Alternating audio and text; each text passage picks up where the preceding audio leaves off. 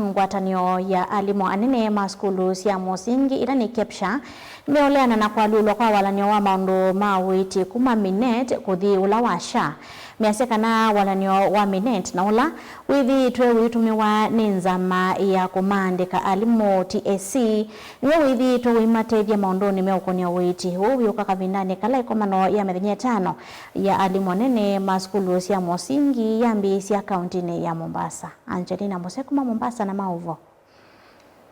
Alimu Mainene kauntini ya Mombasa kavindani kala mambesie komano ya kila mwaka Nimakuweta kana kinando cha Minet na kila kithito kimaungamia maundu ma Uiiti ni kithito kimatethya vanene Nimakuweta kana kuthamiswa nthini wa shani kukwithiwa kuimaete ngala manene. Kwa hiyo sisi hatujakataa mfumo wa SHA, lakini tunataka miundombinu ambayo iko iwekwe na iwe wazi kwa kila mwalimu aone. Kwa mfano katika Minet tuko na optical services ya 60,000 per year. Optical services 60,000.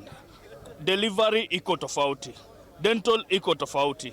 So SHA wakija wakituwekea inpatient ndio hii, optical ndio hii, maternity ndio hii. Sisi nasi tutakuwa na option ya kuambia waongeze ama nini iko sawa. Lakini sasa ile kuhamishwa tu kutoka kwa Minet direct kwenda kwa SHA bila miundombinu yoyote kuzungumziwa ama kuwekwa wazi, sisi kama walimu wa pwani tumepinga.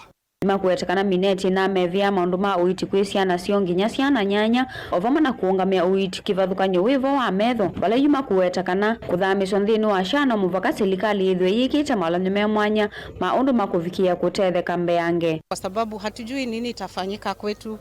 Kama what about compensation, what about comprehensive cover? No one knows about it. Our association does not know about it. Our NAT leadership hawajui about SHA. So we are still in darkness. So that one needs to be put into consideration first, and all stakeholders agree before it is implemented. Health is very key. Health is very vital. Health is very important.